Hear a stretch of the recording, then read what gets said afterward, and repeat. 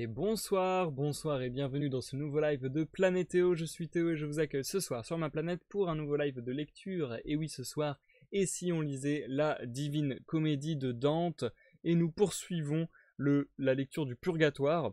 Donc ce soir, ça sera le second live sur le Purgatoire. N'hésitez pas à checker les playlists de la chaîne YouTube pour vraiment vous y retrouver. Vous trouverez aussi la playlist de l'enfer et la playlist du paradis. Et d'ailleurs, si vous nous regardez sur YouTube, n'hésitez pas aussi à checker les descriptions des vidéos qui vous permettront de trouver des timecodes. Comme ça, vous pourrez aller comme bon vous semble entre les différents champs d'un live. Vous pourrez passer l'introduction pendant que je parle aux viewers du live passé du coup, ou pendant que je parle tout simplement pendant les pauses, etc.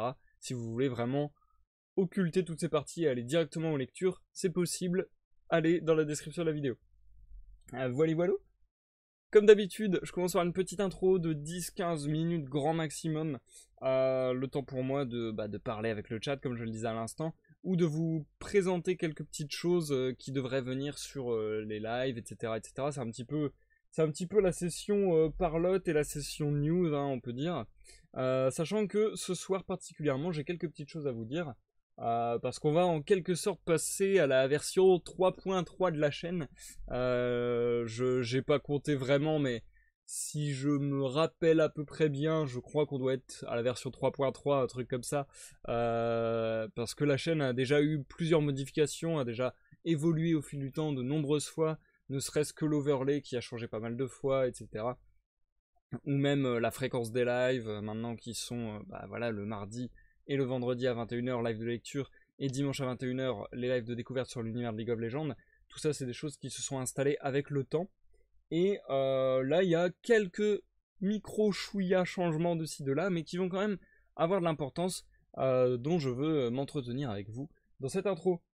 Avant que je n'entre dans le vif du sujet, je vous invite à vous installer tous, à prendre à manger, à boire, à vous détendre, et à vous préparer à passer un moment agréable tous ensemble. Santé à tous. Et ça va me faire super du bien de boire parce que là, il fait une chaleur insoutenable. Ça y est, on est passé de l'hiver il y a 2 jours à l'été caniculaire ce soir. Bref, ça part vraiment en couille. Donc, qu'est-ce qu'il y a entre guillemets dans cette nouvelle version de la chaîne ? Plusieurs choses. Déjà, je vous en ai parlé lors du live précédent.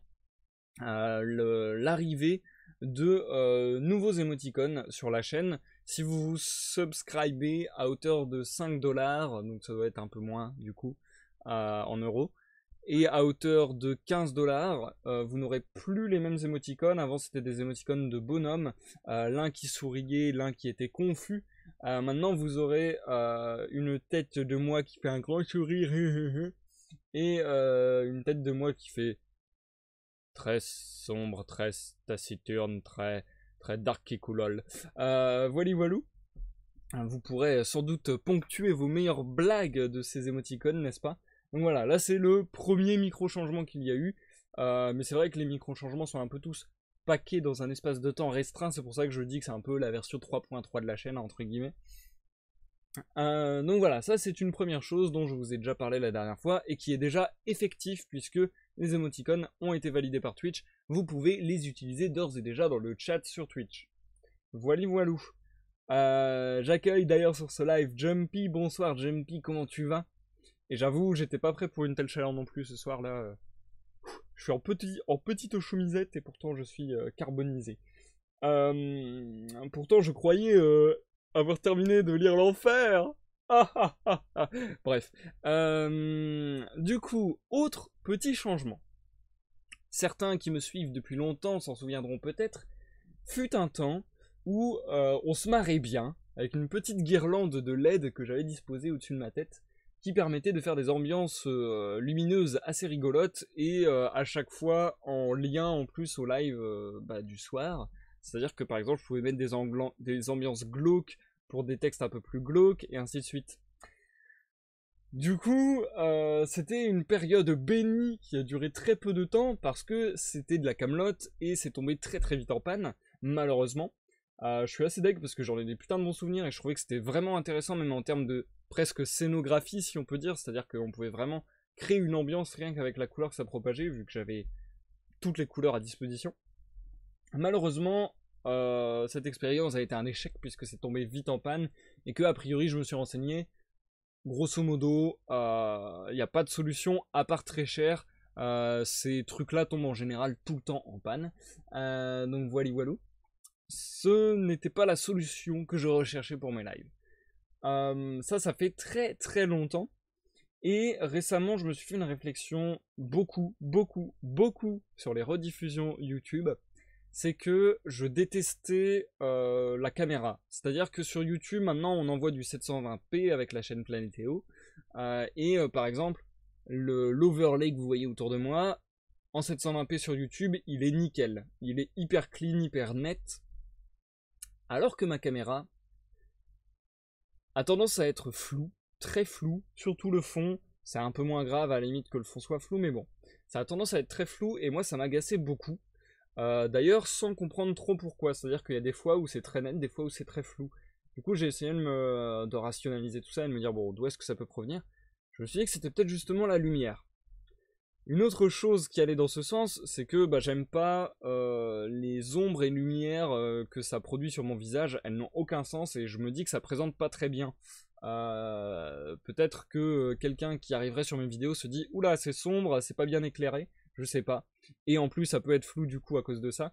Mais c'est vrai que j'ai une lumière à ma droite, une lumière à ma gauche, qui font vraiment lumineux sur les bords de mon visage, tandis que j'ai une grosse ombre au milieu. Et si je mets la lumière derrière moi, on voit littéralement plus rien. Donc voilà, c'était vraiment pas terrible, ça non plus.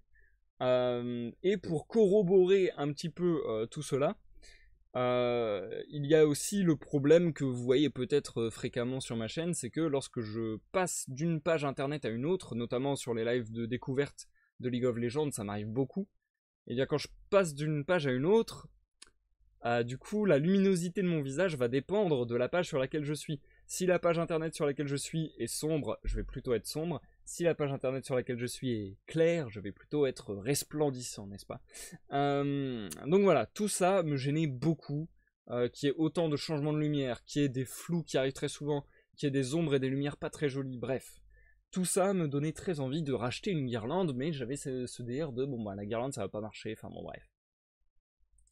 Au final, j'ai pris le taureau par les cornes et on a fait une petite installation tout à l'heure dans l'après-midi. On a cloué des trucs, enfin on a vissé des trucs plutôt. On a mis un cache devant la lumière pour pas qu'elle soit trop éblouissante. Bref, normalement, on atteint le nirvana. Jumpy, toi qui es là, je vais te proposer de faire le test. Tu vas me dire. Je vais allumer la lumière en direct et d'ailleurs. Sur YouTube, n'hésitez pas à me dire aussi dans les commentaires de la vidéo si vous avez un avis là-dessus. Est-ce que le rendu avec lumière est meilleur? Attention, je vais passer de sans lumière à avec lumière. Donc je prends le bouton, hop. 3, 2, 1, que la lumière fût. C'est bon? C'est bon. Et la lumière fut. Alors, est-ce que c'est bon? Est-ce que ça vous semble ok? Ou est-ce que c'est au contraire trop resplendissant? Moi j'aime beaucoup parce que même si ça éclaire fort pour le coup, au moins je trouve que c'est net. Je trouve que mon visage est beaucoup plus net, beaucoup mieux dessiné, si on peut dire ça comme ça. Et je pense que la lumière jouait beaucoup sur le flou du visage en fait. Donc voilà, je préfère que ce soit très clair comme ça. En plus, je trouve que j'ai essayé de mettre un filtre orangé au-dessus de la lumière, etc. Et je trouve que c'est beaucoup plus chaleureux tout simplement. Parce que du coup, on passe d'un espèce de sombre bleu à cause de la nuit, à cause de l'éclairage mauvais, etc. à un visage beige et normalement teinté, entre guillemets. Donc voilà, je pense que ça sera bien mieux comme ça. D'autant que ça, j'ai pas encore testé, je peux pas vraiment le tester tout seul. Donc Jumpy, je vais te laisser me dire. Je vais changer de page, je vais aller d'une page à une autre. Et tu vas me dire si on voit des changements de lumière selon les pages que je navigue. Alors attention, je passe sur une autre page. Je vais aller sur une page blanche. Comment je peux aller sur une page blanche? Page blanche. Voilà, je suis sur une page blanche. Je retourne sur une page sombre derrière. Et je pense que la lumière que j'ai ajoutée devrait être suffisamment forte pour que ça ne se remarque pas, ou pas trop du moins. Je te laisse me donner ton avis encore une fois, Jumpy. Et encore une fois, dans les commentaires de la vidéo sur YouTube, si vous pouvez le faire, ça serait extrêmement utile. Merci d'avance. Du coup, c'est un nouvel homme, je suis sur tel, et c'est vraiment bien. 100% tu t'es rasé pour l'occasion. Yeah, ouais, je sais, ouais. Ok, bah ça paraît pas mal. Oula, la page blanche, oui, on voit, mais le reste, pas du tout. D'accord, d'accord, bon. Et ça va, c'est pas trop choquant à l'œil, ça fait pas trop grand changement de luminosité d'un seul coup, Jumpy. En tout cas, a priori, enfin, en tout cas, déjà, de mon propre ressenti, je trouve que c'est vraiment mieux, personnellement. Parce que, bah, tout simplement, je suis éclairé et pas dans l'ombre. Donc, je trouve que c'est beaucoup plus engageant. Limite, quand je me recule comme ça, je me trouve encore mieux.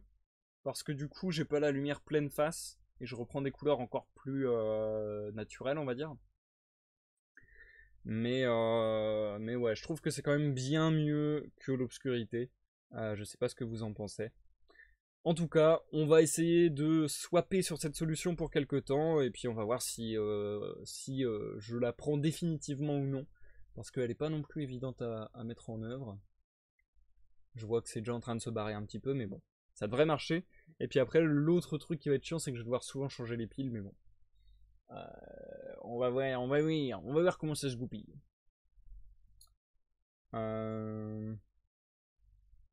Alors, la page blanche, on le voit fort, mais ça n'arrive que très rarement d'aller dans une page blanche. Ouais. Ok, bon, bah, ça devrait aller alors. Je pense que ça sera suffisant. Parce que même quand je fais des lives sur League of Legends, il n'y a jamais de page entièrement blanche, quoi. À moins que je fasse une recherche Google, voilà, quoi. D'ailleurs, c'est aussi une petite nouveauté qu'il pourrait y avoir dans les lives. J'en discutais en commentaire d'une vidéo sur YouTube avec Chimeria Stories. Que pensez-vous du fait que lors des pauses, s'il y a un mot que je n'ai pas compris pendant la lecture, eh bien on aille voir la définition ensemble, parce que c'est quelque chose dont je vous parle très souvent, c'est quelque chose que je vous conseille de faire et que je fais moi-même quand je suis en privé, c'est-à-dire que dès qu'il y a un mot que je connais pas et que je le rencontre, je vais le checker. Ou même un mot que je connais mais je suis pas trop sûr, je vais checker ce qu'il veut dire, son étymologie, etc. Et je fais ça depuis très jeune et je trouve que c'est vachement pratique, vachement utile et que comment dire, ça fait fleurir votre vocabulaire de manière merveilleuse. Donc vu que bah, notamment Jumpy a tendance à m'appeler le dictionnaire, est-ce que on ferait pas ce rôle à fond? Et puis est-ce qu'on n'essaierait pas de, une fois de temps en temps, comme ça, sur un live, découvrir des mots ensemble si vraiment il y en a dont j'ai aucune connaissance? Ça peut être cool. Et du coup ça passerait discrètement pendant les pauses en plus, je veux dire c'est pas quelque chose qui s'imposerait pendant la lecture quoi. Donc bon, ça peut être un petit ajout sympa. Sinon, j'ai un dernier élément pour entre guillemets cette version 3.3 de la chaîne dont je vous parle depuis tout à l'heure. On a eu donc les nouvelles emotes, la nouvelle lumière. Sur Discord, certains auront vu une petite peinture blanche sur fond noir. Je ne dis pas plus de ce que cela peut être. Bah, d'ailleurs, je peux peut-être vous mettre la photo ici. Attendez. Ah non, je peux pas, je l'ai pas sur mon PC. Bon, bref. Si vraiment vous voulez la voir, allez sur Discord, il y a déjà un petit indice. Et donc, ce truc-là, je ne vous en dis pas plus, mais ça sera aussi une nouveauté des lives. Ça viendra bientôt, ça viendra la semaine prochaine. Et ce qui viendra la semaine prochaine aussi, ça sera un nouveau créneau de live fixe. On va essayer, en tout cas, on va essayer. Pour le moment, je vais pas le mettre dans le planning définitif, parce qu'on va le mettre un peu en période d'essai. Mais j'aimerais beaucoup, je vous le dis depuis longtemps, j'aimerais beaucoup stream de manière récurrente, de manière régulière plutôt, sur Sea of Thieves, un jeu de pirates que je surkiffe par-dessus tout. Et du coup, je me suis dit, ok, fais-toi un planning, entre guillemets, fais-toi un créneau fixe. Et du coup, ça serait le mercredi de 13h à 16h. Donc le mercredi de 13h à 16h, à chaque fois, le concept, ça serait d'aller sur Sea of Thieves en solo. À chaque fois, ça serait a priori en tout cas pour commencer, les fables du flibustier en solo, puisqu'on a déjà fait pas mal d'épisodes là-dessus. Je pense qu'on en a fait 4 ou 5 des fables du flibustier, donc il doit nous en rester une bonne moitié. Donc voilà, ça devrait nous tenir 4 à 5 semaines, peut-être un peu plus si je me fail et que je dois recommencer quoi. Donc voilà, dans un premier temps ça serait ça, mais après j'aimerais pérenniser la chose avec toujours des lives le mercredi de 13h à 16h en solo sur Sea of Thieves, peu importe le contenu du live, peu importe que je fasse des missions, peu importe que je fasse les fables du flibustier ou autre chose. De l'arène même peut-être on peut envisager à l'avenir, bref, tout ce genre de choses. Donc voilà, j'espère que c'est une nouvelle que ça vous fera plaisir. Nouveau créneau fixe, 13h-16h mercredi, Sea of Thieves en solo, qui s'accompagne d'une autre nouvelle qui est la probabilité de voir pop des lives sur Sea of Thieves en multi cette fois-ci, mais cette fois-ci ce sera de manière beaucoup plus spontanée. Ce sera tout simplement, si j'ai des mates, si vous les connaissez un petit peu, il y a notamment Mirani de la Mira TV, il y a Exil Miniroblast de la Simple TV, bref, il y a encore d'autres gens d'ailleurs, il y a Tran02, il y a Walkirax, donc voilà, toutes ces personnes sont mes mates sur Sea of Thieves, on joue très souvent ensemble, et il y a des chances que des lives en multi pop de manière spontanée comme ça un petit peu. Je pense avoir dit l'ensemble de ce que j'avais à dire sur cette version 3.3 de la chaîne. J'ai été un peu long, mais au moins je pense avoir été comment on appelle ça? Hey, je pense avoir été putain, exhaustif, merci. Ok, c'est bon, j'ai trouvé mon mot. Je pense avoir été exhaustif. Et du coup, bonsoir le nous, bienvenue sur ce live, j'espère que tu vas bien. Ça me fait plaisir de te revoir encore ce soir. Et oui, je me suis rasé. Oh, vous le remarquez tous, arrêtez, je vais rougir. Oh là là. Je risque de ne pas venir souvent, j'aurai sur mon cours. Mais pas de soucis, venez quand vous pouvez. Ça, c'est un truc que je trouve très bizarre. Mais bon, c'est gentil de votre part, hein, mais très souvent, les gens viennent me dire « Oh mince, je pourrais pas être là à ton live, désolé. » Et je suis là. Mais il y a zéro obligation en fait, les amis. Quand vous êtes là, c'est avec plaisir que je vous accueille, mais si vous ne pouvez pas être là, c'est normal, vous avez votre vie, il n'y a pas de souci. Voilà, je pense avoir vraiment tout dit cette fois-ci. Je vais speeder et aller vite sur la lecture parce que j'ai vraiment beaucoup plus parlé que ce que je n'aurais cru. Juste, je vais préciser une dernière petite chose qui accompagne entre guillemets cette 3.3 de la chaîne, c'est que j'aimerais être beaucoup plus actif sur l'Instagram La Mère des Voleurs, qui est un Instagram où on poste des photos accompagnées de textes qu'on écrit nous-mêmes, décrivant les histoires fictionnées bien sûr de nos pirates sur Sea of Thieves. Donc n'hésitez pas à aller suivre cet Instagram La Mère des Voleurs. Et la fin de l'histoire de mon personnage popera demain. Et du coup, j'aimerais, alors ça j'en suis pas sûr, mais j'aimerais publier une fois par semaine. Il va falloir que je sois très chaud, mais du coup ça serait a priori tous les samedis, une nouvelle photo et un nouveau texte. Mais il va falloir que je me mette à écrire beaucoup plus. Donc voilà, on va essayer.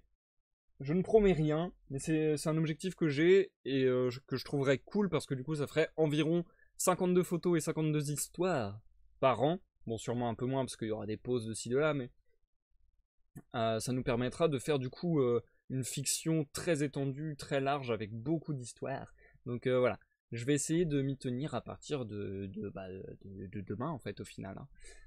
Voilou. C'est parce qu'on est déçu de pas venir, oui, trop. Oh, vous êtes gentil, ça fait plaisir. Merci beaucoup, merci beaucoup. Sur ces flatteries que je ne sais si je les mérite. Oula, ma phrase n'était pas du tout français. Bref, française d'ailleurs. On va se lancer dans la lecture du Purgatoire. On a lu le chant 1 à 8 lors du premier live, donc mardi. Ce soir, on lira du chant 9 au chant 16. Ouais, c'est ça. C'est bien ça, c'est bien ça. Oh, merci le noob, arrêtez de me flatter comme ça. On va commencer. Du coup, la dernière fois, j'avais un petit peu vendu la mèche. C'était vraiment un préambule. On n'était pas allé vraiment dans le purgatoire, on était entre guillemets dans le champ qui entoure le purgatoire, on avait vu que c'était donc un peu constitué comme une montagne, que la structure allait se rapprocher peut-être de la structure du texte de l'enfer, à ceci près qu'au lieu que ça soit des cercles et des fosses de lave, etc., ça serait peut-être plutôt des espèces d'escales, d'étapes tout au long de la montagne, où à chaque fois on aura une petite plaine. Enfin voilà. Mais sinon ça garde à peu près la même logique en soi.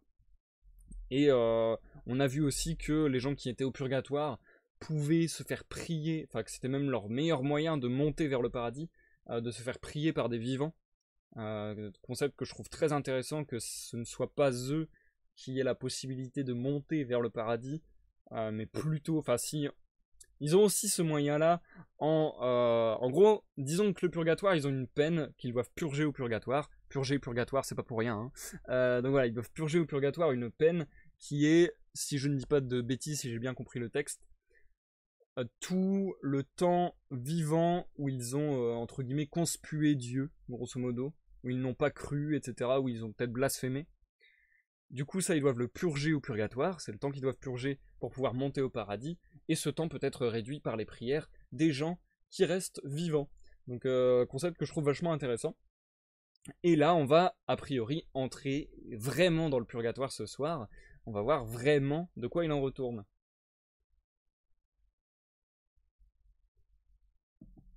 C'est assez dingue comment je suis doué pour parler tout seul. C'est assez dingue comment je suis une pipelette et comment j'ai fait une introduction beaucoup trop longue. Donc, je m'arrête là, n'hésitez pas à me taper sur les doigts. Je m'arrête là, on va commencer directement la lecture. Je vous fais le chant 9, 10, 11 et 12 d'une traite sans m'arrêter. Après ces 4 chants, je ferai une pause, puis on finira avec 4 autres chants.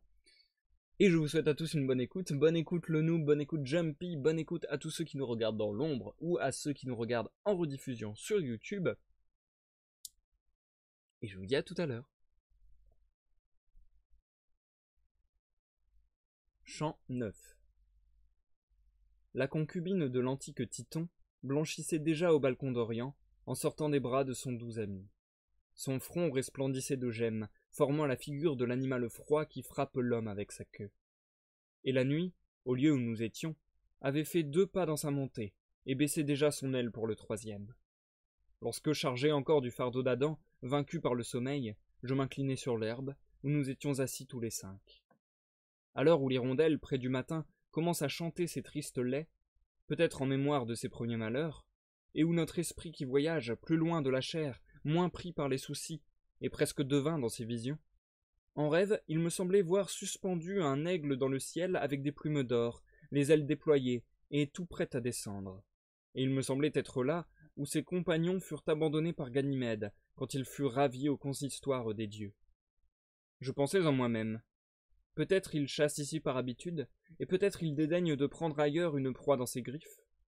Puis il me semblait qu'il tournait un peu, et qu'il descendait, terrible comme la foudre, et m'emportait tout en haut jusqu'au feu.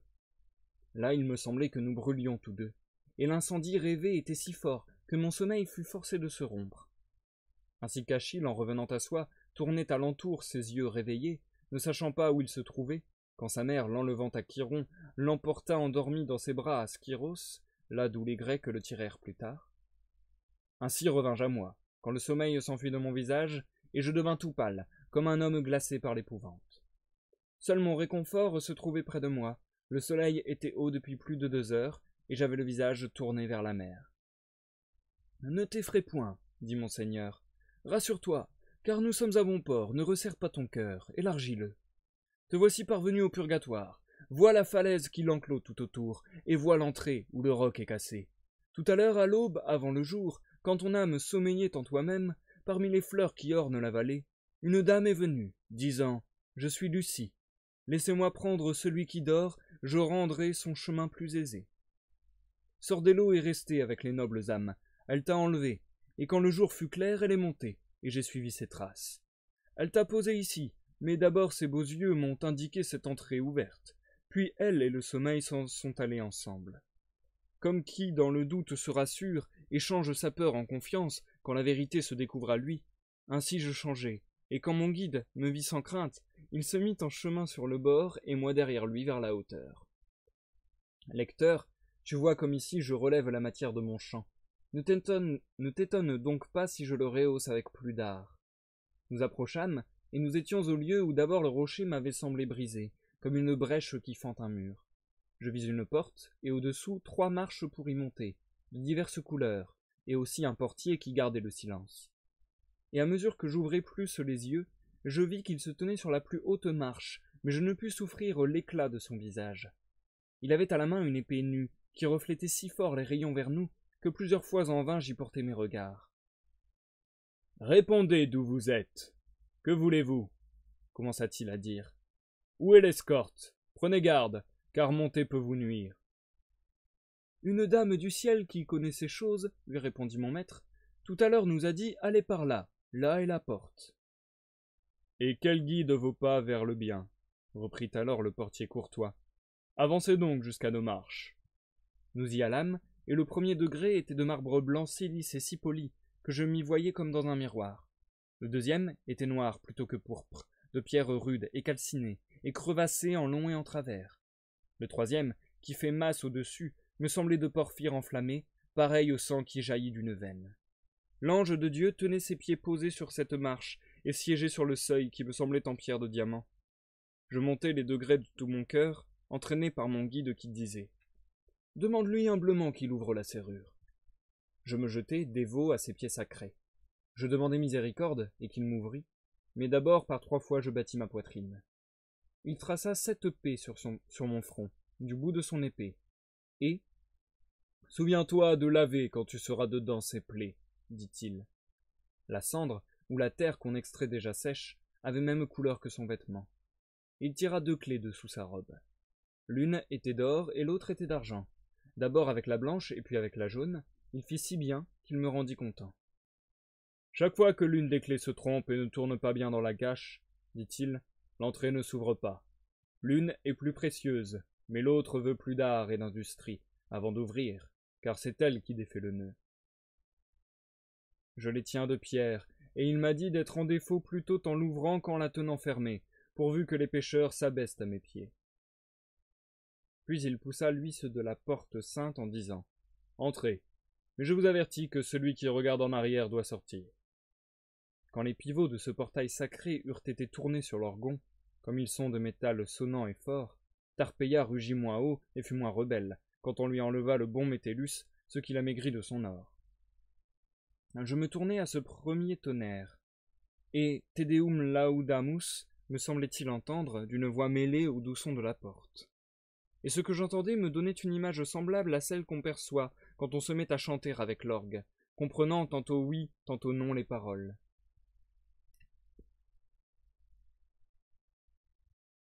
Chant 10.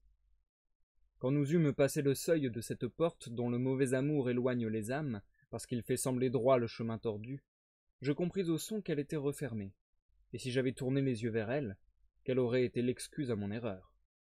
Nous montions par un rocher fendu qui vacillait d'un bord à l'autre, comme l'onde qui fuit et se rapproche.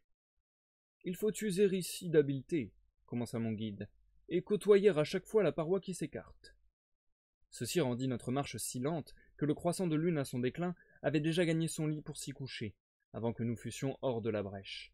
Mais quand nous fûmes libres, à l'air ouvert, là où la montagne se retire, moi fatigué et tous deux incertains de notre voie, nous parvînmes à un plan plus isolé qu'un sentier au désert. Depuis le bord, qui confine au vide, au pied du haut rivage qui monte encore, on compterait 3 fois un corps humain, et autant que mes yeux pouvaient voler, et sur le flanc gauche et sur le flanc droit, telle me semblait cette corniche. Nos pieds n'avaient pas encore bougé de là, quand je m'aperçus que la rampe alentour, qui était raide et sans passage, était de marbre blanc et ornée de reliefs si beaux, que Polyclète, et non lui seulement, mais la nature même, en aurait du dépit.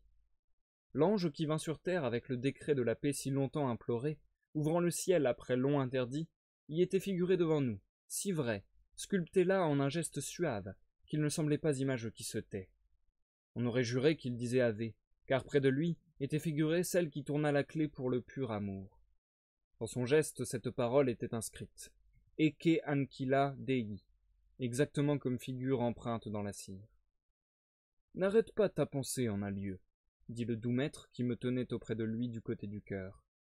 Je portai donc ailleurs mes yeux, et je vis derrière Marie, du même côté où était celui qui me conduisait, une autre histoire gravée dans la roche. Je dépassai alors Virgile, et m'approchai de façon qu'elle fût offerte à mes regards. Là, dans le même marbre, on voyait ciseler le char et les bœufs qui tiraient l'arche sainte, celle qui fait craindre un office usurpé. La foule était devant, et tout entière répartie en 7 chœurs, parlant à mes 2 sens, faisait dire à l'un non, à l'autre oui, elle chante. De même, devant la fumée de l'encens qui y était représentée, l'œil et le nez se querellaient sur oui et non. Là, l'humble palmiste, dansant en robe troussée, précédait le vaisseau béni, étant en ce cas plus et moins que roi. Face à lui, portrait à la fenêtre d'un grand palais, Micole le regardait, en femme chagrine et dépitée. Je quittai le lieu où j'étais arrêté, pour voir de plus près une autre histoire qui brillait très blanche derrière Micole.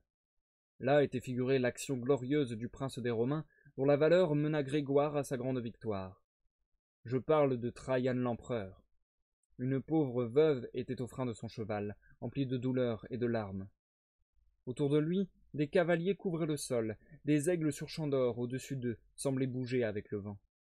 La pauvrette, au milieu de tous ces hommes, paraissait dire « Seigneur, fais-moi vengeance pour mon fils qui est mort, j'en ai le cœur brisé. » Et lui paraissait lui répondre « Attends que je revienne. » Et elle « Mon Seigneur, comme un être en qui la douleur s'impatiente, si tu ne reviens pas. » Et lui « Qui sera où je suis te la fera. » Et elle « Que te vaudra le bien fait par un autre si tu oublies le tien. » Et lui « Sois consolé, car il convient que j'acquitte mon devoir avant de partir. La justice le veut, et la pitié me lie. » Celui qui jamais ne vit chose nouvelle figura ce langage visible, nouveau pour nous, car il n'est pas d'ici.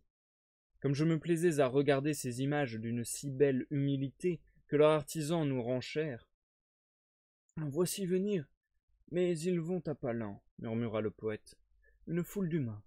Ils nous montreront les escaliers d'en haut. » Mes yeux, contents de contempler, pour voir les nouveautés dont ils sont avides, se tournèrent vers lui sans retard. Je ne veux pas, lecteur, que tu te décourages dans tes résolutions si je te dis comment Dieu veut que la dette se paie. Ne considère pas la forme du tourment, pense à ce qui le suit, pense qu'au pire il ne peut se poursuivre après le grand arrêt. Je commençai. Maître, ce que je vois venir vers nous, on ne dirait pas des personnes. Je ne sais ce que c'est, tant ma vue s'égare. Et lui à moi, la nature accablante de leurs tourments les aplatit à terre. Mes yeux en ont été d'abord déconcertés. Mais regardez-les bien, et débrouille du regard ce qui vient sous ces pierres. Déjà tu peux voir comme ils se frappent. Ô chrétiens orgueilleux, pauvres infortunés, qui êtes privés de la vue de l'esprit, et vous fiez à vos pas qui vont à reculons. Ne voyez-vous pas que nous sommes des vers nés pour former l'angélique papillon qui vole sans écran vers la justice?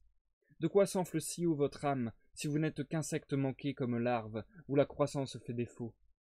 Comme pour soutenir un plafond ou un toit, on voit parfois des figures en console qui joignent la poitrine à leurs genoux, et du non vrai font naître une vraie peine en qui les voit. Je vis ceci fait de la sorte quand j'ai pris garde. Ils étaient, il est vrai, plus ou moins contractés, selon qu'ils avaient plus ou moins sur leur dos, mais le plus patient dans son maintien semblait dire en pleurant « Je n'en puis plus. »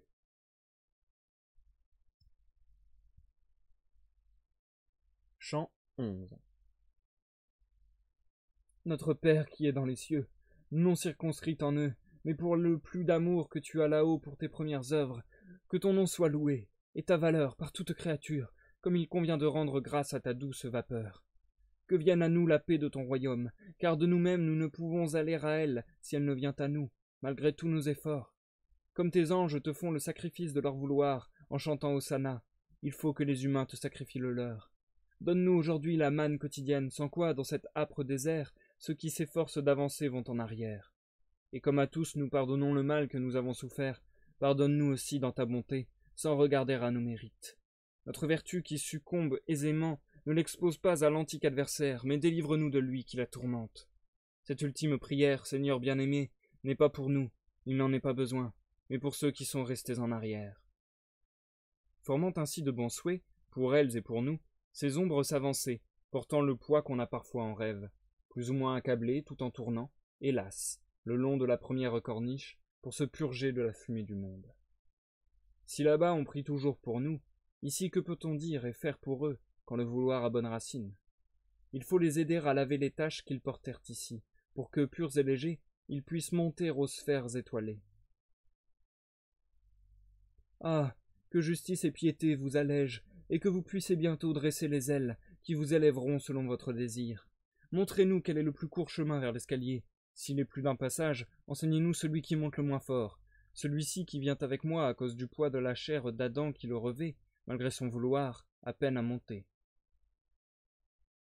Pardon, c'était le mauvais personnage, je vais refaire cette tirade. Ah, que justice et piété vous allègent, et que vous puissiez bientôt dresser les ailes, qui vous élèveront selon votre désir. Montrez-nous quel est le plus court chemin vers l'escalier. S'il est plus d'un passage, enseignez-nous celui qui monte le moins fort. Celui-ci qui vient avec moi, à cause du poids de la chair d'Adam qui le revêt, malgré son vouloir à peine à monter.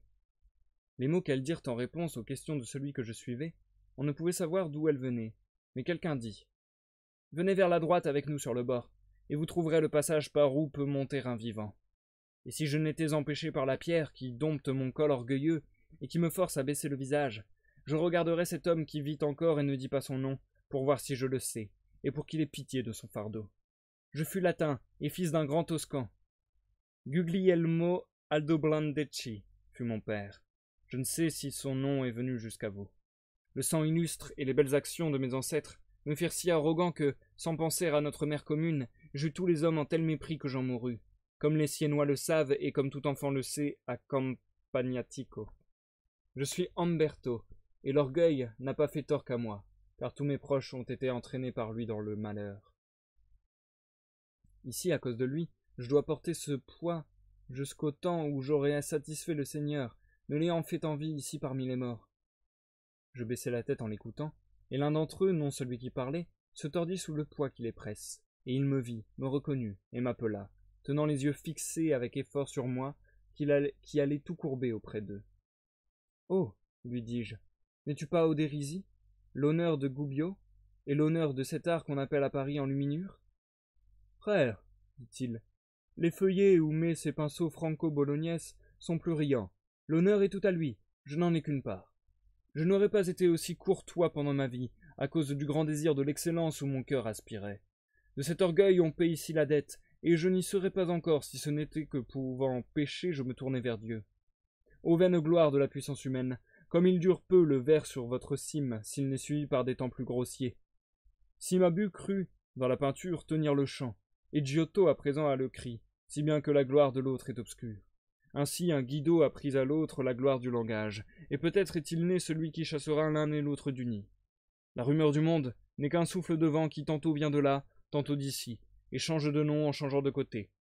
Auras-tu plus de gloire si tu sépares vieille ta chair de toi que si tu étais mort, avant de laisser bouilli et hocher, avant que 1000 ans aient passé? Qui sont espaces plus courts pour l'éternel qu'un battement de cils auprès du cercle au ciel qui tourne le plus lent. Celui qui devant moi se traîne ainsi faisait résonner de son nom la Toscane, c'est à peine à présent si ciel le murmure. Il était son seigneur lorsque fut abattue la rage florentine, qui fut en ce temps-là aussi fière qu'aujourd'hui elle est pute. Votre renommée est couleur de l'herbe qui vient et va, et le même homme la décolore qu'il avait fait sortir de terre toute fraîche. Et moi, lui, tes paroles vraies m'inspirent une bonne humilité, et vident une tumeur. Mais qui est celui dont tu viens de parler? C'est, répondit-il, Provezzane Salvani. Il est ici parce qu'il a présumé de prendre Sienne entière entre ses mains. Il est allé ainsi et il va sans repos depuis sa mort. C'est la monnaie qui est rendue pour récompense à qui a trop posé sur terre. Et moi, si un esprit qui pour se repentir attend d'être à la fin de sa vie demeure en bas, sans monter jusqu'ici, à moins qu'il soit aidé par une bonne prière, avant que passe un temps égal à sa vie, comment la venue lui fut-elle accordée? Quand il vivait avec plus de gloire, dit-il, librement dans le Kempo de Sienne, il s'afficha, déposant toute honte. Et là, pour tirer un ami de la peine qu'il endurait dans la prison de Charles, il s'humilia jusqu'à trembler de tout son sang. Je n'en dirai pas plus, mon langage est obscur, mais avant qu'il soit peu, tes voisins feront que tu pourras l'interpréter. Cette action lui ouvrit nos frontières. Chant 12.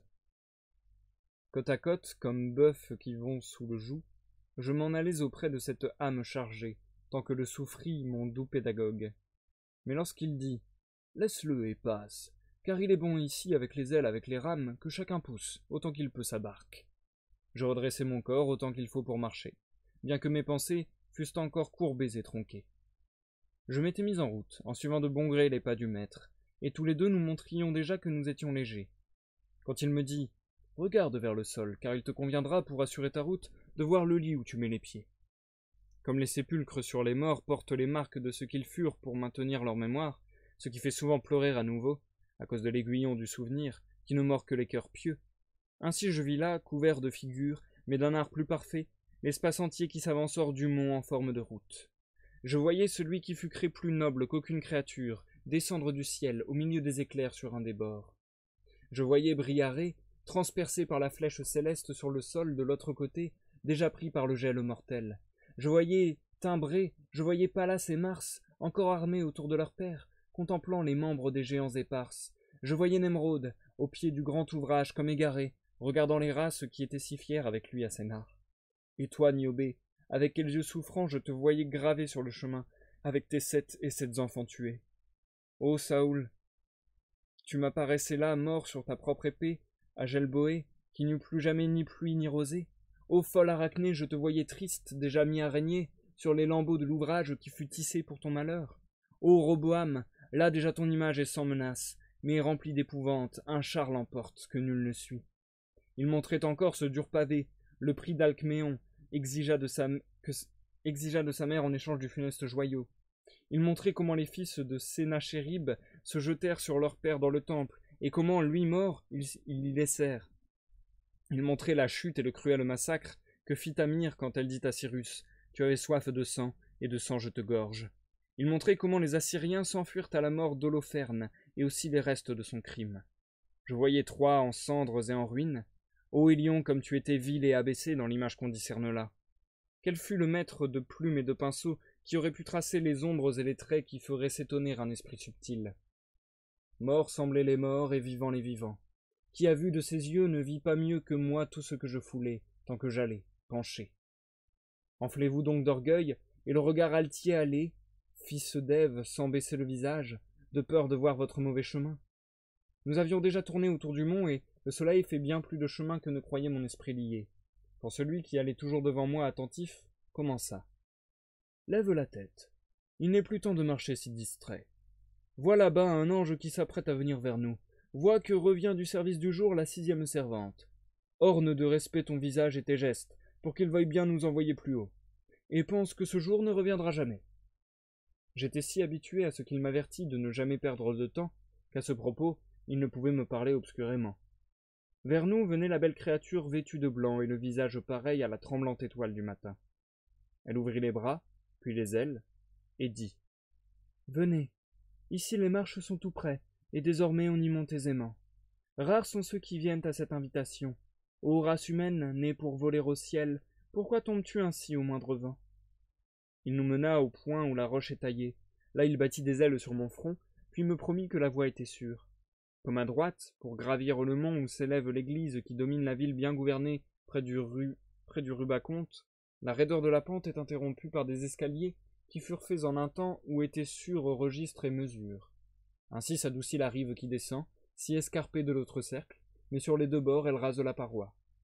Et comme nous y portions nos pas, Beati pauperes spiritu chantèrent des voix si bien que la parole ne pourrait le dire.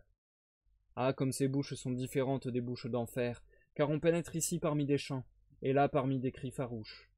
Déjà nous montions par les escaliers saints, et il me semblait être bien plus léger que je n'étais avant sur le terrain plat. D'où? Maître, lui dis-je, quel objet pesant s'est-il ôté de moi, car en marchant je ne sens presque pas de fatigue. Il répondit. Lorsque l'épée qui sont restés encore sur ton visage, presque décolorés, seront tous effacés comme le premier, tes pieds seront si soumis au bon vouloir qu'ils ne sentiront plus la fatigue, et ce sera pour eux un plaisir de monter. Je fis alors comme ceux qui portent quelque chose sur la tête à leur insu, si un signe d'autrui ne leur donne un soupçon. Alors, pour s'assurer, ils y portent la main qui cherche, et trouve, et remplit la fonction que la vue ne peut accomplir. Avec les doigts ouverts de la main droite, Je ne trouvais plus que 6 des lettres gravées sur mon front par l'ange aux clés. En observant ceci, mon guide sourit. Et c'est la fin du chant 12. Nous marquons une pause, chers amis. J'espère que vous arrivez à suivre parce que je trouve la lecture assez costaude ce soir. Je trouve que c'est pas facile à suivre. Il y a beaucoup de personnages différents et on sait pas toujours qui est en train de parler, donc j'essaie de faire ça au mieux, mais c'est pas toujours évident. De plus, il y a toujours ce fameux problème, mais là c'est vraiment lié, je pense, à la forme poétique et à la traduction de Dante, qui est voilà un auteur du XIIIe siècle, donc ça date. Ce délire de phrases alambiquées, très longues, avec des comparaisons qui font la moitié d'une page, pour qu'on comprenne enfin que en fait, ce qui comparait, c'était la fin de la phrase. Donc ça, c'est un peu compliqué à suivre. J'espère malgré tout que ça reste agréable et compréhensible pour vous.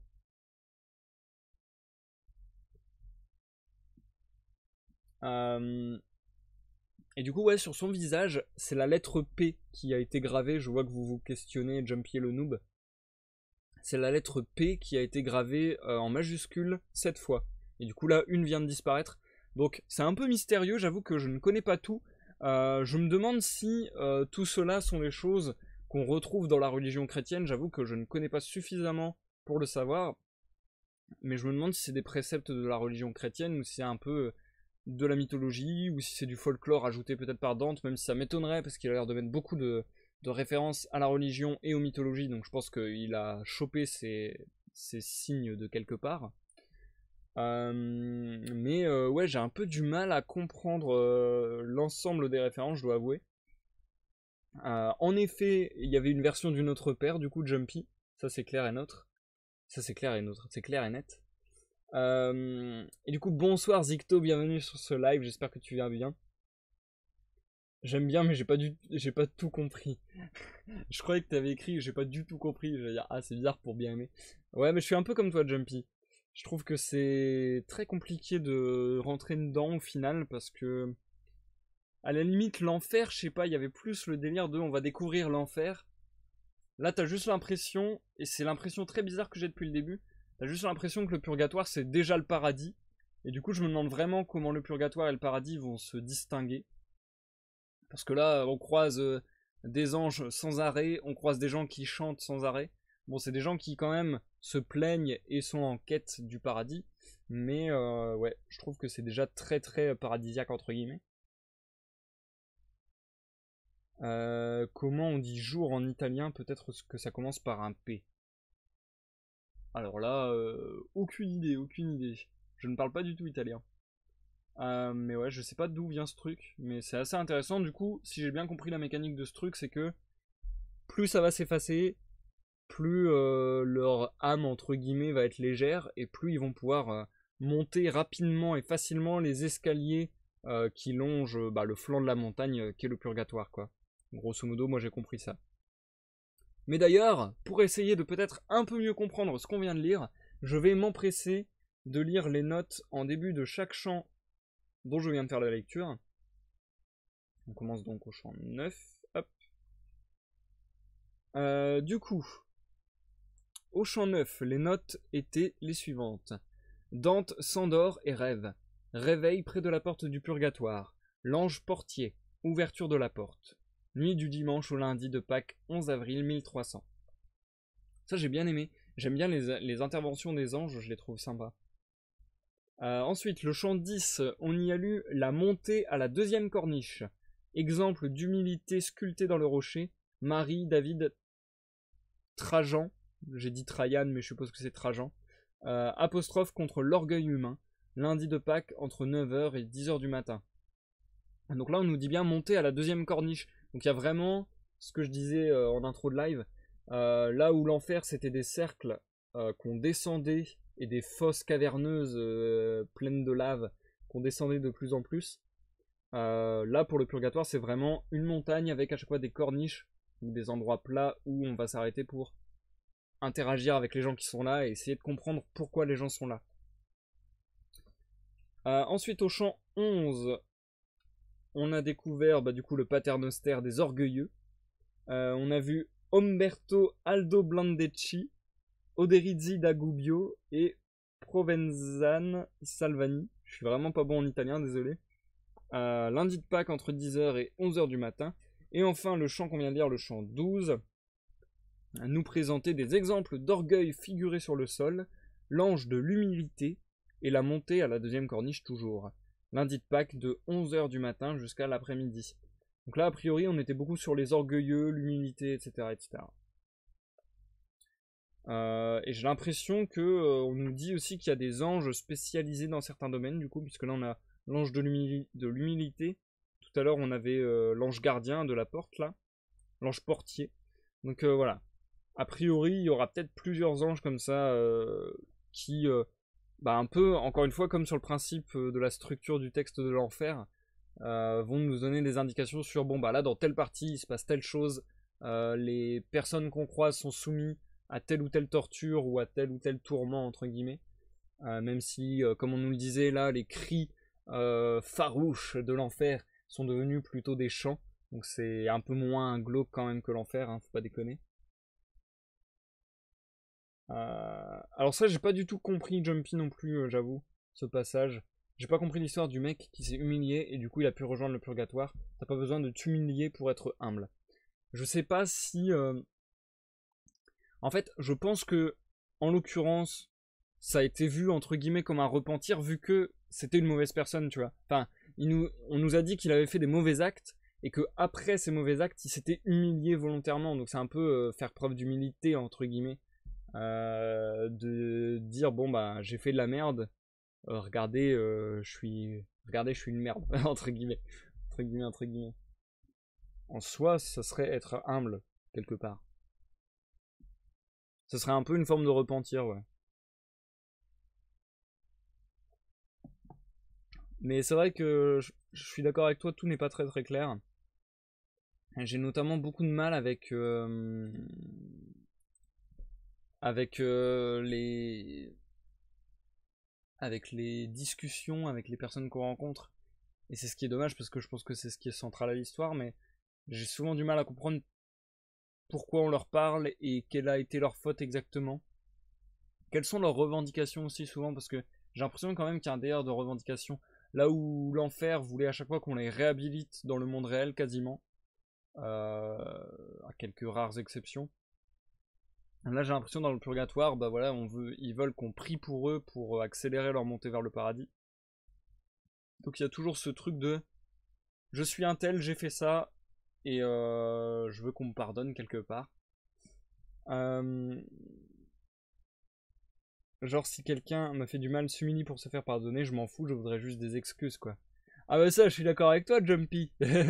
Mais quelque part, si tu réfléchis à ça sous l'angle de la religion, ça a du sens en fait.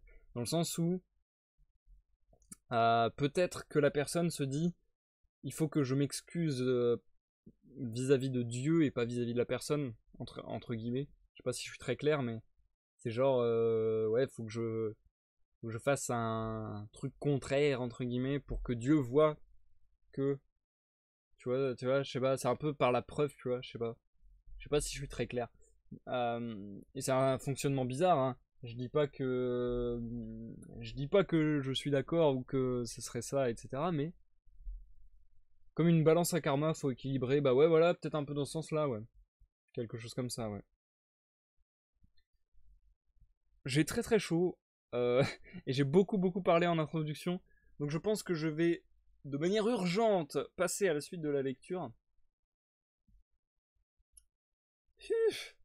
Je suis vraiment, ouais, je trouve que la lumière rend vraiment mieux maintenant que lors des derniers lives, hein.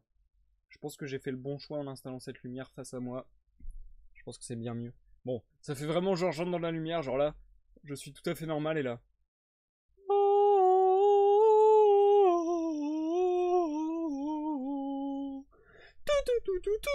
Bref. On va poursuivre la lecture, chers amis. Ouais, je comprends ce que tu veux dire, Jumpy. Mais c'est ça aussi qui est intéressant de voir les différentes cultures, etc. Je trouve ça cool. Essayer de comprendre comment pensent des gens qui ne pensent pas comme ça, c'est assez intéressant. Du coup, on va poursuivre avec les chants 13, 14, 15 et enfin 16. Pareil, je vais les lire d'une traite sans m'arrêter. Et puis je vous reprends pour l'outro de ce live. Je vous souhaite à tous une bonne écoute Jumpy, bonne écoute le noob, bonne écoute Zicto, bonne écoute à tous ceux dans l'ombre et à ceux qui nous regardent en rediffusion sur YouTube. À tout à l'heure, à mon avis. Je vous reviens d'ici 20 à 30 minutes.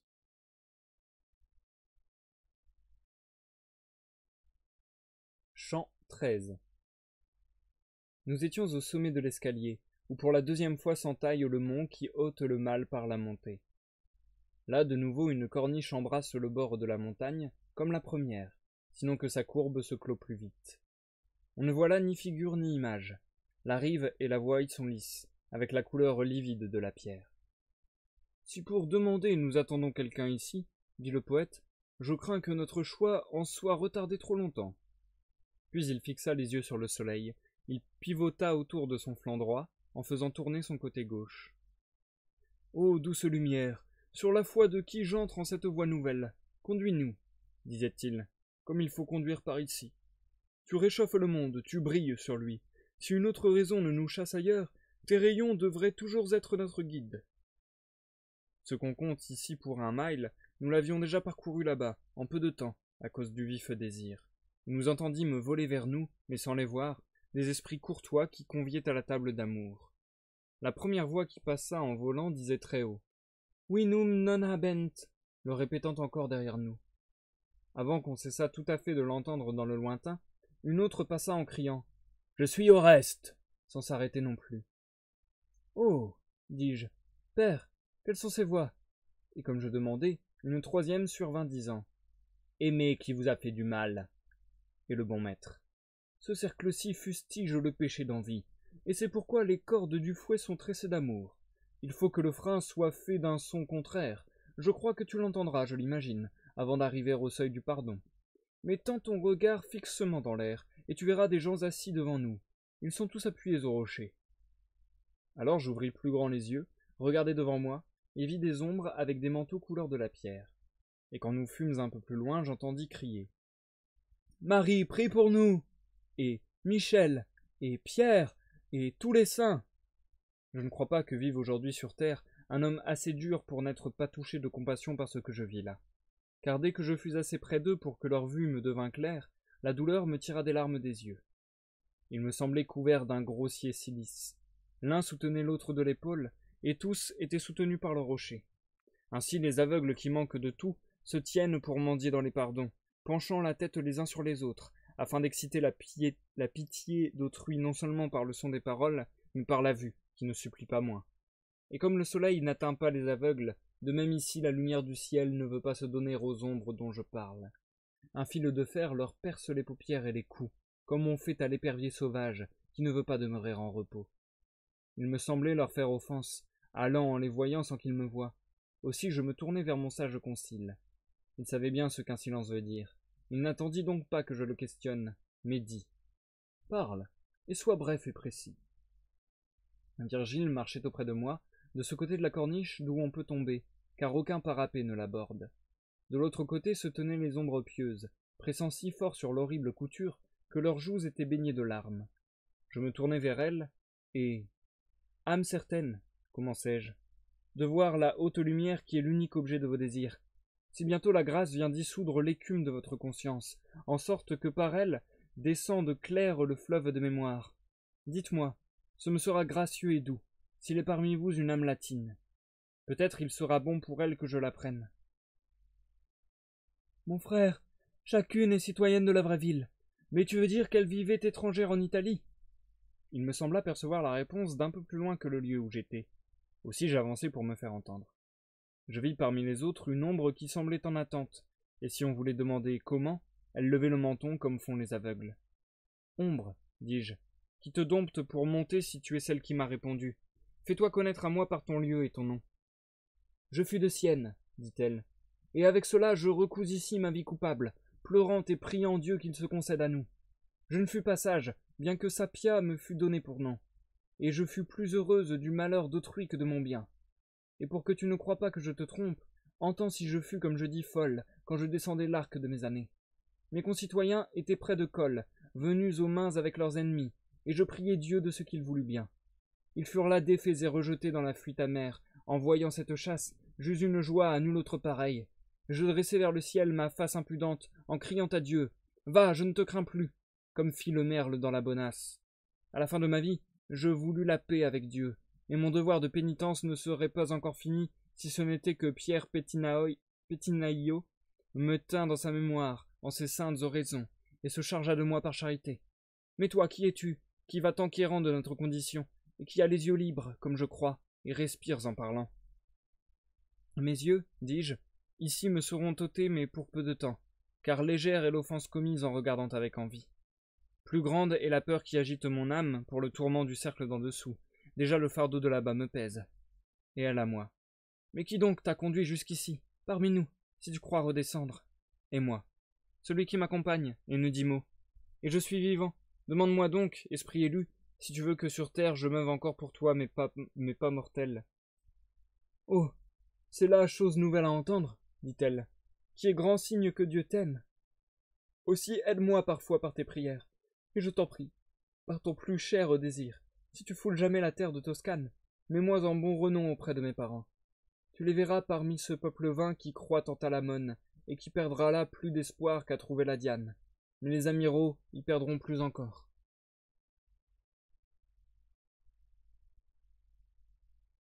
Chant 14. Qui est celui qui fait le tour de notre mont, avant que mort lui ait donné le vol, et qui ouvre les yeux et les ferme à son gré? Je ne sais pas. Je sais qu'il n'est pas seul. Demande-le lui, toi qui es plus près, et fais-lui bon accueil pour qu'il nous parle. Ainsi deux esprits penchés l'un vers l'autre s'entretenaient de moi, là, à main droite. Puis pour me parler, ils levèrent la tête, et l'un dit, « Ô âme qui est encore plantée dans ton corps, et qui t'en vas au ciel, console-nous par charité, et conte-nous d'où tu viens, qui tu es, car tu nous fais autant nous étonner de la grâce que tu as qu'une chose qui n'aurait jamais existé. » Et moi. À travers la moitié de la Toscane coule un ruisseau qui naît en Falteronne, et 100 miles de cours ne le rassasie pas. De ces rives, j'apporte ce corps. Vous dire qui je suis serait parler en vain, car mon nom ne sonne pas encore bien fort. Si je pénètre bien ta pensée par l'intelligence, me répondit alors celui qui venait de parler, tu veux dire l'Arnaud. L'autre lui dit, pourquoi a-t-il caché dans son discours le nom de la rivière, comme on fait pour les horribles choses? Et l'ombre, à qui la question était posée, lui répondit ainsi. Je ne sais pas, mais il est juste que périsse le nom de cette vallée, car à sa source, où s'élève si haut la chaîne alpestre dont se détache le Péloro, quand peu de points sa cime est dépassée, jusqu'à la rive où il va pour donner ce que le ciel aspire de la mer, et d'où les fleuves reçoivent ce qu'ils portent, tous fuient la vertu comme leur ennemi, comme un serpent, par disgrâce du lieu, ou par l'effet des mauvaises coutumes. Les habitants de ce val malheureux ont déjà tant changé leur nature qu'on croirait que Circé les a pris en pâture. Parmi d'affreux porcs, plus dignes de glands que de nourriture à l'usage des hommes, il se ferait d'abord son pauvre cours. Puis en descendant, il trouve des roquets plus hargneux qu'ils n'en ont la force, et par mépris pour eux, il tourne le museau. Il va de chute en chute, et plus ils enflent, plus le ruisseau maudit et misérable trouve de chiens qui se font loups. Quand il est descendu par des bassins profonds, il trouve des renards si pleins de ruses qu'ils ne craignent pas de pièges qui les prennent. Je dirai tout, bien que l'autre m'entende. Ce sera bon pour lui, s'il se souvient de ce qu'un esprit véritable me souffle. Je vois ton neveu devenir chasseur de ces loups qui sont sur la rive du fleuve sauvage, et qui les effraient tous. Il vend leur chair encore vivante, puis il les tue comme un vieux fauve, il les prive de vie, et lui se prive d'honneur. Il sort tout sanglant de la triste forêt. Il la laisse telle, que d'ici à 1000 ans, elle ne sera pas reboisée comme avant. Comme à l'annonce de douloureux malheurs se trouble le visage de celui qui écoute, de quelque côté que le péril l'assaille, ainsi je vis l'autre âme qui écoutait, tournée vers la première, se troubler de tristesse lorsqu'elle eut recueilli en elle ce discours. Les mots de l'un et la vue de l'autre me firent désirer de savoir leur nom, et j'en fis une demande mêlée de prière. Aussi l'esprit qui le premier m'avait parlé reprit. Tu veux donc que je sois amené à faire ce que toi tu ne veux pas me faire. Mais puisque Dieu veut qu'en toi rayonne si fort sa grâce, je ne serai pas avare avec toi. Sache donc que je fus Guido del Duca. Mon sang fut si enflammé d'envie que si j'avais vu quelqu'un se réjouir, tu m'aurais vu devenir tout pâle. Je moissonne la paille de ce que j'ai semé. Ô race humaine, pourquoi mets-tu ton cœur là d'où tout compagnon doit être exclu? Cet homme est Rinieri, l'ornement et l'honneur de la famille des Calboli, où nul n'a hérité plus tard de sa valeur. Et son sang n'est pas seul à s'être appauvri entre le Pô et la montagne, la mer et le Rhénaud, du bien nécessaire au vrai et au plaisir. Car dans ses confins il y a foule de plantes vénéneuses, si bien qu'il est trop tard désormais pour y reprendre les cultures. Où est le bon Lizio et Arrigo Mainardi, Pierre Traversaro et Guido de Carpigna? Ô Romagnols tournés en bâtards, quand donc renaîtra à Bologne un Fabro, à Faenza un Bernardino di Fosco, noble tige d'une menue graine? Ne t'étonne pas si je pleure, Toscan, quand je me rappelle Guido da Prata, Ugolino d'Azzo, qui vécut avec nous, Frédéric le Teigneux et sa brigade, la maison Traversara et les Anastaghi. Les deux familles sont éteintes aujourd'hui. Dames et cavaliers, soucis et plaisirs que nous donnait amour et courtoisie, là où les cœurs se sont faits si méchants. Ô Brettinoro, pourquoi ne fuis-tu pas, puisque ta famille s'en est allée, et bien d'autres gens pour n'être pas coupables? Bagnacavallo fait bien, qui n'enfante pas, et Castrocaro fait mal, et Cogno fait pire, qui se hâte tant d'engendrer de tels contes. Les paganes feront bien, lorsque leur démon les quittera, mais jamais assez tôt pour que reste d'eux une image pure. Ô Ugolino de Fantolini, ton nom est sûr depuis qu'il n'attend plus qui pourrait en dégénérant l'obscurcir. Mais va-t'en à présent, Toscan, car je préfère pleurer maintenant plutôt que parler. Dans notre entretien m'a serré le cœur. Nous savions que ces âmes bonnes nous entendaient partir. Ainsi, en silence, elles nous donnaient confiance en notre chemin. Dès qu'en avançant nous fûmes seuls, pareils à la foudre quand elle fend l'air, une voix retentit en face, disant « Il me tuera, celui qui me verra !» Et elle s'enfuit comme le tonnerre s'éloigne, si le nuage tout à coup se déchire. Lorsque notre ouïe eut trêve d'elle, en voici une autre avec un tel fracas qu'on aurait dit tonnerre qui suit tonnerre. « Je suis Aglore, et je devins pierre !» Alors, pour me serrer contre le poète, je fis un pas à droite et non en avant. Déjà l'air était calme de tous côtés. Il me dit « Ces voix sont le frein du mort qui devrait retenir les hommes dans leurs bornes. Mais vous mordez-la pas, et l'hameçon de l'antique adversaire vous tire à soi. Ainsi le frein vous sert de peu comme l'appel. Le ciel vous appelle et tourne autour de vous, en vous montrant ses beautés éternelles, et votre œil, pourtant, regarde à terre. C'est pourquoi vous frappe celui qui voit tout. »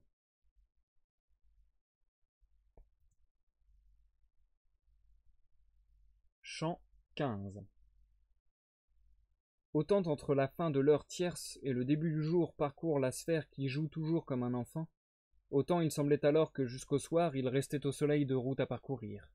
Là-bas c'était vêpres, ici minuit. Et ces rayons frappaient en plein visage, car nous avions assez tourné le mont pour aller déjà droit vers le couchant, quand je sentis mes yeux appesantis par la splendeur bien plus qu'auparavant, et l'inconnu me remplit de stupeur. J'élevai alors mes mains sur l'arc de mes sourcils, et j'en fis une ombrelle pour effacer le surplus du visible. Comme venu de l'eau ou du miroir, le rayon rejaillit du côté opposé, en remontant de la même façon qu'il y est descendu, et s'écarte d'autant de la pierre qui tombe, avec égal parcours, comme l'expérience et l'art le montrent. Ainsi, il me sembla être frappé, là devant moi, d'un rayon réfracté, et ma vue fut rapide à le fuir.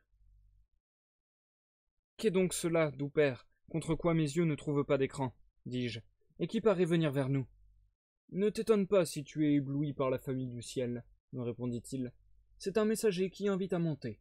Un temps viendra bientôt où voir ces choses ne sera plus pour toi un poids mais un plaisir, autant que la nature te dispose à sentir. Quand nous eûmes rejoint l'ange béni, il dit, d'une voix gaie, « Entrez ici, par un escalier moins ardu que les autres. » Nous montions déjà, ayant quitté ce lieu quand on chanta Beati Misericordes derrière nous. Et « Toi qui vins, réjouis-toi. » Mon maître et moi, seuls tous les deux, nous allions vers le haut. Je pensais, en allant, à tirer profit de ces paroles, et je me tournai vers lui en demandant « Que voulait dire cette ombre de Romagne par les mots exclus et compagnons ?» Il répondit « Il connaît le dommage de sa plus grande faute. Aussi ne t'étonne pas s'il nous le reproche pour qu'on en pleure moins. Comme vos désirs ont pour objet ce qui diminue si on le partage, envie vous gonfle de soupirs. Mais si l'amour de la sphère suprême tournait vers le haut vos désirs, votre cœur n'aurait pas cette crainte. Car plus sont là-bas ceux qui disent nôtre, plus chacun a de bien en sa possession, et plus de charité brûle en ce cloître. Je suis plus loin d'être content, lui dis-je, que si je m'étais tu pour commencer, et j'amasse plus de doute en mon esprit. Comment se peut-il qu'un bien distribué à plusieurs possesseurs rende plus riche de soi que s'il n'appartenait qu'à quelques-uns, et lui à moi?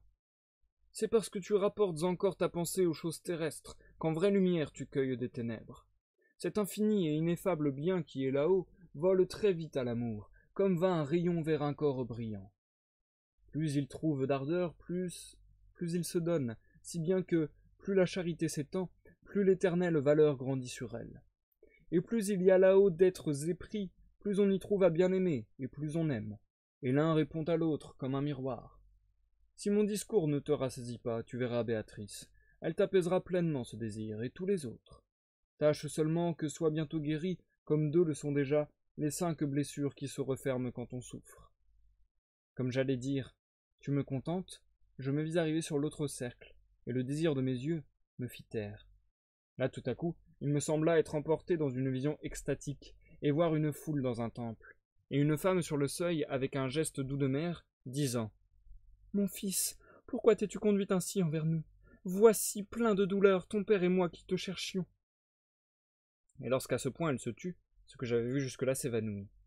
Ensuite, une autre m'apparut, avec cette eau le long des joues que la douleur distille quand elle est née d'un grand dépit.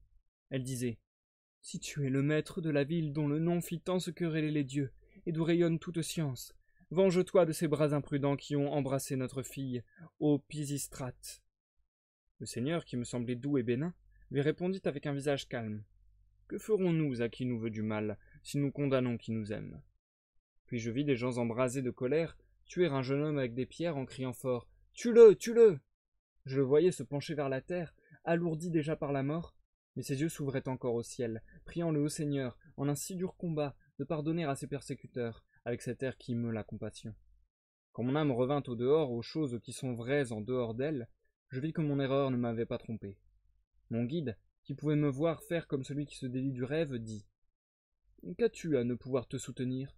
Tu as parcouru plus d'une demi-lieue, les yeux voilés, les jambes molles, comme qui est pris de vin ou de sommeil. »« Oh, mon doux père, si tu m'écoutes, je te dirai, lui dis-je, ce qui m'est apparu quand j'ai perdu l'usage de mes jambes. Et lui, si tu avais 100 masques sur le visage, aucune de tes pensées ne me serait cachée, même la plus petite. Ce que tu as vu était pour t'empêcher de refuser ton cœur aux eaux de la paix qui coulent de la source éternelle. Je n'ai pas demandé qu'as-tu, comme qui regarde avec des yeux qui ne voient pas, quand le corps gît inanimé. Je te l'ai demandé pour ranimer ton pas. Il faut ainsi fouailler les paresseux, trop lents à user de la veille quand elle revient.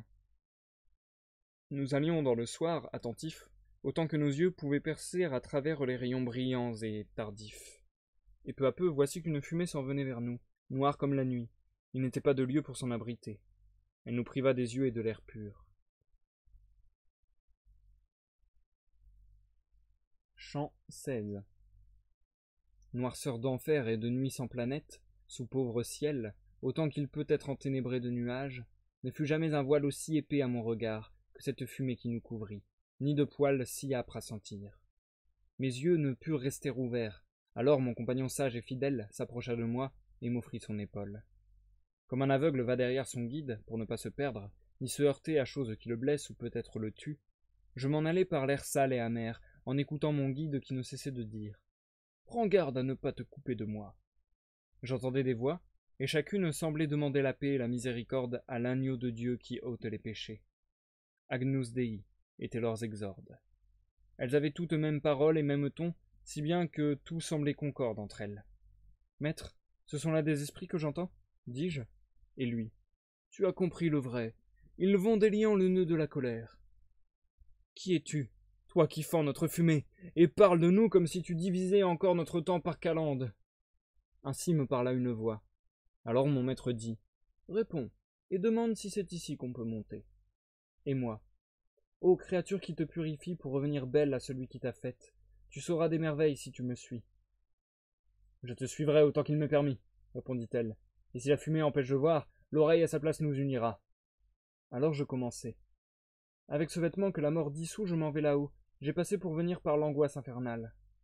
Et puisque Dieu m'a inclus en sa grâce au point de vouloir que je voie sa cour par une voie inconnue à ce temps, ne me cache pas qui tu fus dans ta vie. Dis-le-moi.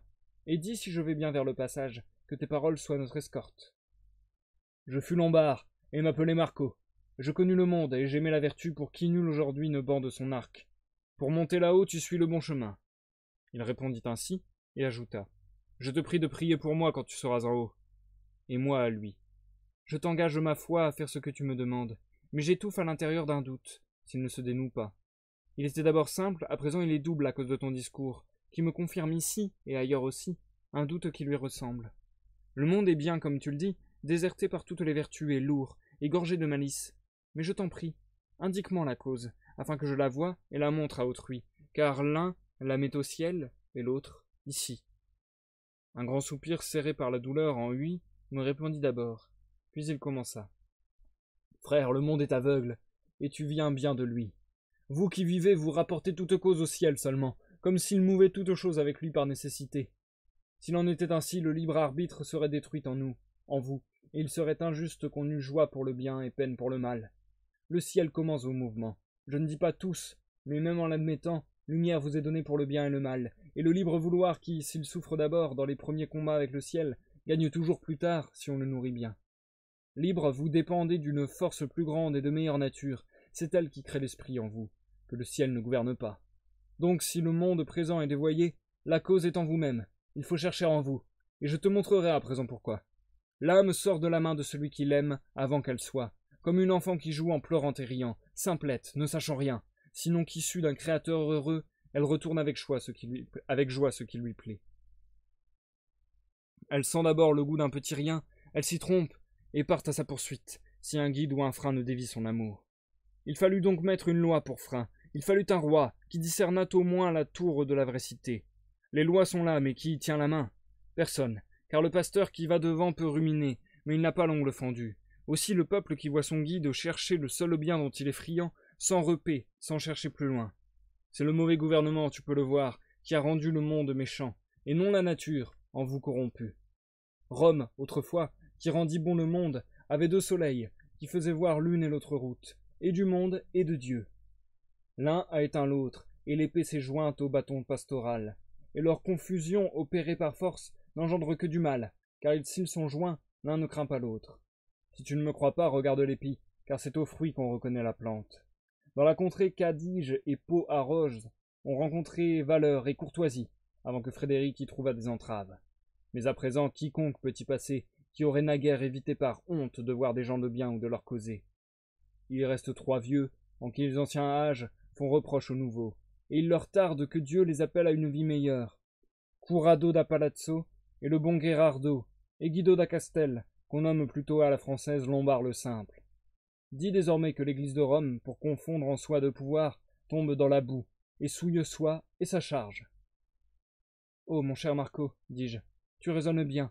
Je comprends maintenant pourquoi de l'héritage furent exclus les enfants de Lévi. Mais qui est Gherardo, qui est, dis-tu, l'exemple de ce qui reste de la gente disparue, comme un reproche à ce siècle sauvage?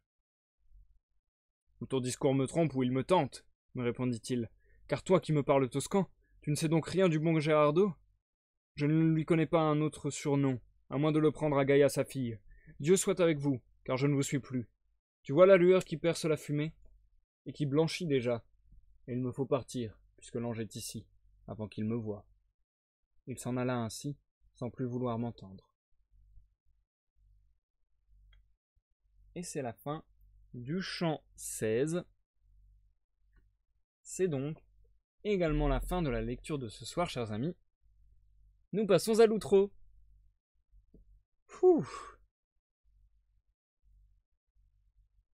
Je meurs de chaud. Oh, c'est terrible. Et du coup, merci Jumpy pour le GG. C'est vrai que là, il y a beaucoup de noms historiques ou de références mythologiques, religieuses. D'ailleurs, si je ne m'abuse, j'ai l'impression que par rapport à l'enfer, il y a beaucoup plus de références religieuses que mythologiques. Dans l'enfer, il y avait vraiment un mix des deux, je trouve. Là, j'ai l'impression que c'est beaucoup plus... en tout cas, enfin, dans mon esprit, je suis pas un professionnel de religion et de mythologie, loin de là. Mais dans mon esprit, j'ai l'impression que là, sur cette partie du purgatoire, il y a beaucoup plus de références très, très frontal, très direct, on va dire, à la religion chrétienne et uniquement à cela. En tout cas, perso, j'ai l'impression. Je ne sais pas si c'est une vérité. Bonsoir Nixarty of Cat. Dis-moi comment tu veux que je prononce ton pseudo. Bienvenue sur ce live. Oui, c'est ça aussi qu'on est un peu plus perdu. Bah ouais, Jumpy, je pense qu'il y a un peu de ça, parce que j'avoue que je suis un peu plus calé en mythologie qu'en religion. Et ça me joue peut-être des tours pour la suite de cette lecture, je dois avouer. J'espère que ça reste à peu près clair malgré tout. Nixarty, c'est bien. Bon bah d'accord, bah bienvenue sur ce live Nixarty, j'espère que ça te plaira. Malheureusement, là c'est la fin du live, t'arrives en plein outro. Alors en gros, le concept de live Nixarty, c'est que ce sont des lives de lecture. Donc là, grosso modo, je viens de terminer une lecture. J'ai lu du chant 9 au chant 16. Et donc là, bah, je suis en plein outro, je suis en train de juste dialoguer avec vous, quoi. Si ça t'intéresse de voir les lectures précédentes, on en a fait des tonnes et des tonnes, et on vient tout juste de finir l'enfer. C'est disponible en rediffusion sur ma chaîne YouTube Planétéo. Il y a des playlists avec toutes les œuvres que j'ai pu lire jusqu'à présent. Et du coup, Nixarty, le prochain, ça sera mardi, parce que les lives de lecture, je les fais tous les mardis et tous les vendredis à 21h. Donc si ça te dit de nous rejoindre, n'hésite pas à follow la chaîne, n'hésite pas à suivre sur Discord, sur Facebook, sur Twitter, enfin tout ce qui te plaira. Et bah du coup, n'hésite pas à nous rejoindre mardi à 21h pour la suite de la lecture du Purgatoire de Dante. Du coup, oui, peut-être pour un petit peu s'éclairer sur la lecture, je vais lire les notes qu'il y a en début de chant. Ça nous aidera un petit peu. Du coup, la pause, je l'avais fait au chant 12, donc il faut que je reprenne au chant 13. Alors, les notes du chant 13. Du coup, dans le chant 13, nous avons vu la deuxième corniche avec les envieux, l'invocation de Virgile au soleil, les exemples de charité criés par des voix mystérieuses, Sapia de Sienne et la confession de Dante, lundi de Pâques vers 1h de l'après-midi. Ensuite, dans le chant 14, nous avons vu les envieux, Guido del Duca et Rinieri da Calboli, corruption du Val d'Arno et de la Romagne, exemple d'envie punie, avertissement de Virgile, lundi de Pâques vers 3h de l'après-midi. Au chant 15, on est passé de la deuxième à la troisième corniche. On a vu l'apparition de l'ange de la miséricorde. On a vu Virgile qui explique le partage des biens terrestres et des biens célestes. Et enfin, la troisième corniche qui était donc la corniche des colériques. Et exemple de douceur, Marie, Pisistrate et Saint-Étienne. Lundi de Pâques après 3h de l'après-midi. Et pour finir, le chant 16, dans la fumée des coléreux, Marc le Lombard, explication du libre arbitre et les causes de la corruption, lundi de Pâques vers 5h de l'après-midi. Et du coup, je trouve qu'on a compris pas mal de choses grâce à ces notes et aussi grâce au dernier chapitre qu'on vient de lire. Personnellement, ça m'a un petit peu ouvert sur la compréhension de ce texte, je pense. Bonne soirée Nixarty, à une prochaine, j'espère te revoir bientôt. Merci d'être passé, ça fait plaisir. Donc oui, je pense avoir un peu mieux compris, un peu mieux cerné quelle va être la teneur du purgatoire dans les derniers chapitres. Ma thèse est la suivante. En fait, paradoxalement, mais c'est souvent le cas dans les triptyques, et là c'est un triptyque, très clairement la Divine Comédie avec d'abord l'enfer, puis le purgatoire, puis le paradis. Très souvent dans un triptyque, il y a des nombreux points communs entre chaque sujet. Et là, l'enfer et le purgatoire, je trouve qu'on peut les superposer de plus en plus. Là, on voit un peu mieux que c'est pas encore le paradis, clairement. Parce qu'on voit encore des âmes en peine, on voit encore des âmes qui souffrent, on voit encore des âmes presque torturées, puisque là, on a vu notamment des aveugles parce qu'ils avaient les paupières cousues les unes entre elles. Donc c'est pas joyeux, c'est pas si joyeux que le paradis. Au final, on est encore un peu dans ce délire de punition, de torture qu'on avait vu en enfer. Sinon, on est toujours dans le même procédé de à chaque fois monter d'une corniche, découvrir un nouveau type de personne entre guillemets. Et là, vous avez vu qu'on a vu du coup les envieux, les colériques, etc. qu'à chaque fois un ange leur est rattaché, là, l'ange miséricordieux. Du coup, de la même manière qu'en enfer, j'ai l'impression qu'on est en train d'énumérer les péchés capitaux, les 7 péchés capitaux.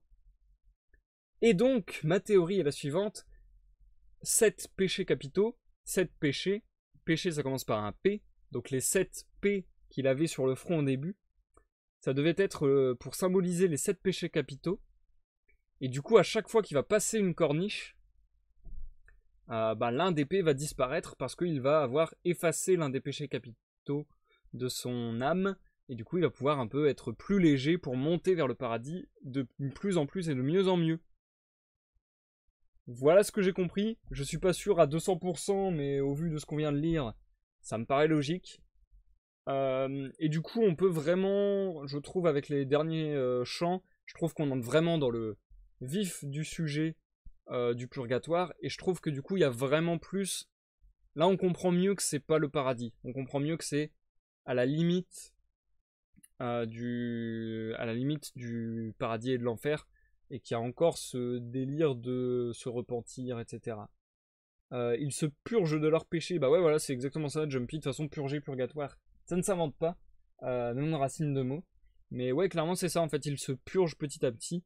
Et du coup, là, c'est symbolisé, en image par les P majuscules qui disparaissent du front de Dante. Enfin, voilà.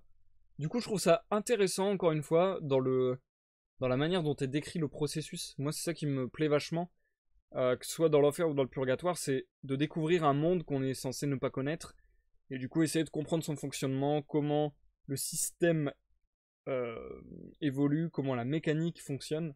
Et du coup, là, je trouve ça très intéressant de voir ce système de... On peut réduire notre peine en se faisant prier, on purge notre peine de temps où on a manqué de respect à Dieu, entre guillemets, sur Terre, on le passe du coup au purgatoire à attendre de monter. Et du coup, en l'occurrence pour Dante, il va pouvoir monter en voyant, en prenant connaissance entre guillemets, en se délestant de chaque péché capital. Je trouve ça assez intéressant comme structure. Je trouve que c'est pas con du tout pour découvrir ces univers. Et du coup, ouais, je commence à bien entrer dedans et je me dis que les deux lives à venir devraient être encore plus intéressants du coup, parce que on va entrer encore plus dans le vif du sujet, si je puis dire. Et oui, je dis de live parce que comme l'enfer, je pense qu'on terminera la lecture en 4 lives. Donc la semaine prochaine, on devrait avoir terminé le purgatoire, et dans 2 semaines, on devrait commencer le paradis. C'est un peu de la science-fiction ou de la fantasy, je sais pas. Bah ouais, Jumpy, clairement, de toute manière, tous les récits, je trouve, s'organisent de la même manière. Et les récits qui vraiment prennent le parti de nous plonger dans un monde inaccessible dans notre quotidien, c'est souvent ceux que je préfère parce que j'aime bien comprendre comment ça fonctionne le monde. Je préfère ça à suivre des personnages presque. Ou bien suivre des personnages mais qui nous font comprendre le monde en même temps, quoi. Enfin voilà, j'en ai terminé, je vais pas parler davantage, je me suis déjà bien exprimé lors de l'intro de ce live. Après une soirée de test, la lumière me semble être parfaite. Je pense que ça a passé le crash test, je pense que je suis bien content de cet ajout. J'espère que ça vous a plu aussi, j'espère que la lecture vous a plu. N'hésitez pas sur YouTube à commenter la vidéo, à mettre des j'aime pas, à me dire ce que vous avez pensé du live et de la lecture, parce que ce sont 2 choses différentes. Et puis, de la lecture et de l'œuvre plutôt. Et puis voilà, je pense qu'on va s'arrêter là. Le prochain rendez-vous, ça sera dans 2 jours, dimanche. Attendez, ouais, le prochain rendez-vous en live, ça sera dimanche. Dimanche 21h, découverte de l'univers de League of Legends grâce au personnage de Kled et à sa nouvelle du coup. Sinon, on se retrouve mardi pour la suite du Purgatoire, la Divine Comédie de Dante. Sinon, mercredi, on reprend les lives sur Sea of Thieves de 13h à 16h avec les fables du flibustier en solo. Et enfin, en hors live, demain, demain dans l'après-midi, je ne sais pas quand, je posterai une nouvelle photo et un nouveau texte sur l'Instagram, la mère des voleurs. Voilou. Merci à tous ceux qui sont passés, ça m'a fait plaisir. Merci Nick Sarty, merci Jumpy, merci Le Noob, merci Zicto. Je pense avoir énuméré à peu près tout le monde. Je vous souhaite une bonne soirée, une bonne nuit, et vous dis à la prochaine pour une prochaine lecture, une prochaine découverte, ou peut-être une prochaine partie de gaming. Bye bye.